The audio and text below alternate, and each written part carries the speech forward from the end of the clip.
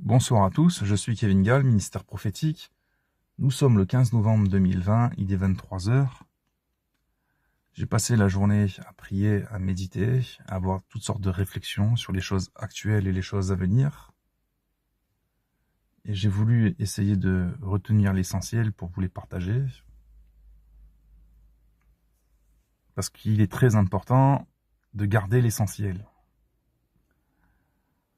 On peut recevoir toutes sortes d'informations qui sont intéressantes, qui sont vraies, et ne pas retenir ni garder l'essentiel.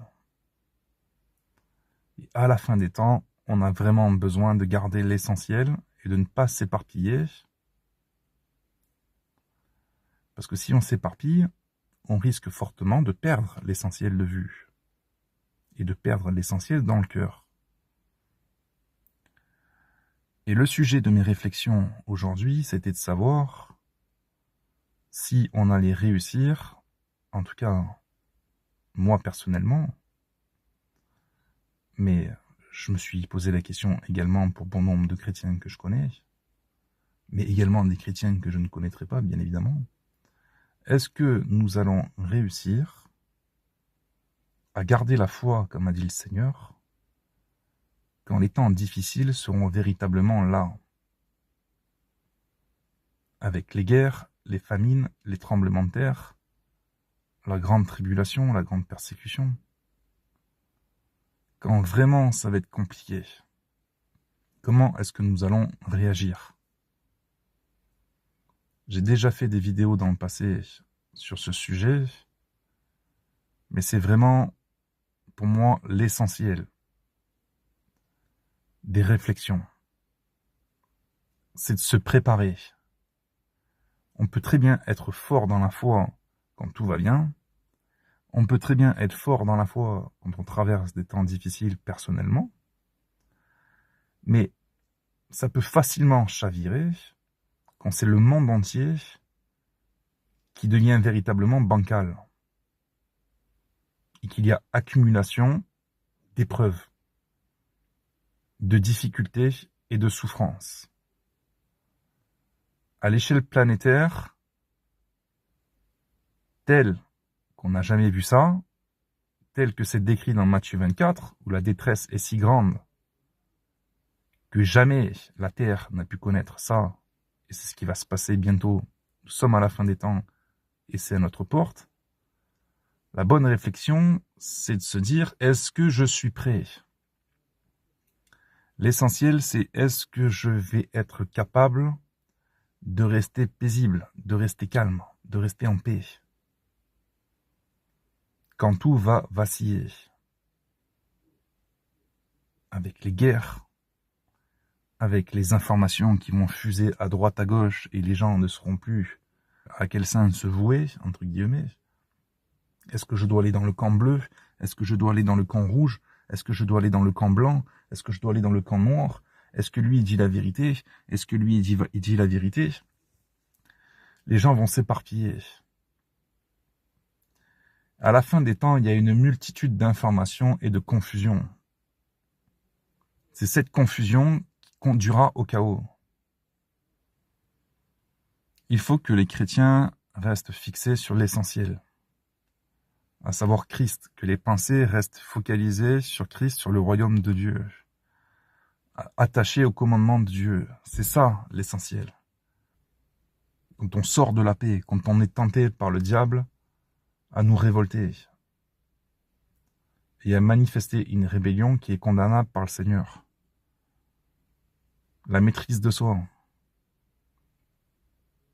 le contrôle, le discernement, le fait de refuser la marque de la bête, de résister malgré les pressions et les oppressions, malgré les jugements des uns et des autres. Qu'en dira-t-on? Est-ce que nous serons capables de garder l'essentiel? Jésus a dit, quand vous verrez toutes ces choses, que votre cœur ne se trouble pas. Croyez en Dieu et croyez en moi. Il a dit le Seigneur. Si il dit que votre cœur ne se trouble pas, ça veut dire que la tentation, ça veut dire que l'oppression, ça veut dire que il va falloir être très lucide. éclairés spirituellement et fortifiés par la prière. Parce que la connaissance ne suffira pas à ce moment-là. Même si on sait ce qui doit venir, c'est pas parce qu'on sait comment ça va se passer qu'on arrivera à tenir. Jésus a dit, l'esprit est bien disposé, mais la chair est faible. Priez, priez sans cesse. Ça va être la prière. On a intérêt à être des hommes et des femmes de prière maintenant. Et la réflexion, c'était de savoir, est-ce que les tribulations ne vont pas nous arracher de la prière? Est-ce qu'on sera distrait et perturbé à tel point que l'angoisse sera dans le cœur et qu'on oubliera totalement de prier? On sera entièrement emporté par l'esprit de peur qui est maintenant présent dans le monde, mais qui va s'accentuer. Est-ce qu'on va réussir à résister? Ou est-ce qu'on va se laisser entraîner par des informations qui vont faire naître en nous l'angoisse? Mais également parce qu'on va regarder, parce qu'on va voir de nos yeux. La Bible parle de guerre, de milliers, de millions, de milliards de morts par les maladies, la guerre, la famine, la mortalité. Quand tout ce spectacle sera là, est-ce qu'on sera toujours dans une condition de prière et de joie, en train de louer le Seigneur? C'est là qu'il va falloir véritablement se poser les bonnes questions. Et je pense que c'est maintenant qu'il faut se préparer et que c'est ça l'essentiel. L'essentiel, c'est de se préparer à ce qui arrive. On peut parler de tous les sujets, et c'est bien de parler de beaucoup de choses. Mais vous voyez comme les choses se rapprochent, et comme il est extrêmement important de s'attacher aux paroles du Seigneur concernant la fin des temps. Que votre cœur ne se trouble point. Il y a déjà des personnes qui sont éprouvées, durement éprouvées, qui ont déjà besoin constamment de prière, de soutien, d'aide, d'assistance, qui ont du mal à avancer, qui ont des épreuves qui durent depuis des années. Et avec ce qui va arriver, ça risque d'être la goutte d'eau qui fait déborder le vase. Et ces chrétiens-là peuvent craquer. Dans mes réflexions d'aujourd'hui, j'y pense. Je crois qu'il va falloir qu'on rentre dans une période d'intercession pour les uns et les autres, pour les églises, pour nous, les chrétiens, telle que jamais la terre a connu autant de prières d'intercession. Parce que c'est par la prière qu'on restera lucide. C'est par le Saint-Esprit qui est bien disposé qu'on gardera le calme. Parce qu'il va falloir qu'on y aille à cette captivité. Il va falloir qu'on y aille à cette immolation, à ce feu qui nous est préparé sur terre, à cette guillotine, à cette épée que Dieu va laisser à Satan et à l'Antéchrist pour nous vaincre. Non pas spirituellement, mais physiquement seulement. Alors, il ne s'agit pas de vivre dans l'angoisse à cause de toutes ces réflexions et de se dire constamment, tout le temps, toutes les 5 secondes, est-ce que je vais y arriver, est-ce que je vais y arriver, est-ce que je vais y arriver? La vérité, c'est que Dieu suscite des épreuves déjà dans nos vies, depuis le commencement, depuis qu'on est né de nouveau et même avant, pour nous préparer à des combats plus grands. Et jusqu'à preuve du contraire, il n'y a pas de plus grand combat sur terre que d'arriver jusqu'à la croix sans abandonner Dieu, tout en confessant Christ, être capable de supporter des souffrances qui conduisent à la mort. C'est ce genre de réflexions que j'ai qui peuvent paraître très noires, très glauques, rabat-joie, mais ce sont les vraies questions.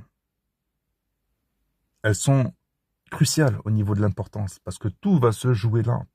La fin des temps, tout le combat du diable, ça va être de nous entraîner, de nous amener à cette épreuve-là. L'épreuve du martyr. J'ai déjà fait des vidéos à ce sujet, j'avais même reçu des songes à ce sujet, je les ai partagés il y a quelques mois. Et pour moi, il faut que les églises prient pour s'y préparer. J'ai lutté, j'ai combattu, je combats toujours, pour expliquer aux chrétiens qu'ils ne seront pas enlevés avant l'apparition de l'Antéchrist et la grande tribulation. Ça fait partie de mes combats, mes grands combats. Même si je suis peu écouté, je sais que la vérité s'est quand même propagée, et pour beaucoup, ils sont convertis maintenant, on va dire, au post-tribulationnisme.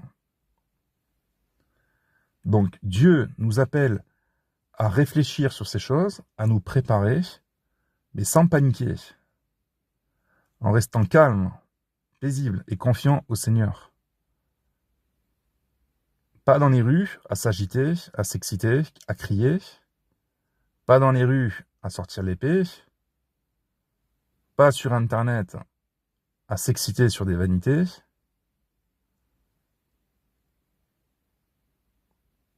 C'est ça le plus important. Si Jésus, au jardin de Gethsémani, s'est pris à 3 reprises pour prier le Père, en disant « Père, que cette coupe s'éloigne de moi », à plus forte raison, nous devons commencer dès à présent, et même avant, à faire comme Jésus dans Gethsémani, à se mettre à genoux et à dire « Seigneur, que ta volonté soit faite, et non la mienne ». Se préparer au martyre, se conditionner à accepter l'inacceptable. Alors forcément, il y en a qui vont dire, mais si on pense à ça constamment, on pourra même plus vivre, on peut même pas se réjouir, c'est pas possible. C'est là qu'il faut rentrer dans la chambre avec Dieu, parce que Dieu veut vous parler. Après, vous avez toute l'éternité devant vous, et c'est maintenant qu'il faut se battre. Après, c'est le repos de l'âme pour l'éternité. Cette préparation est essentielle. Si Dieu nous a donné le livre de l'Apocalypse et les prophéties des prophètes de Christ et des apôtres concernant la fin des temps, c'est qu'il faut bien évidemment les garder. Et qu'il faut avoir de l'huile, être une vierge sage, qui a de l'huile qui est préparée, qui sait ce qu'on doit traverser et qui restera confiant et fidèle au Seigneur jusqu'au bout.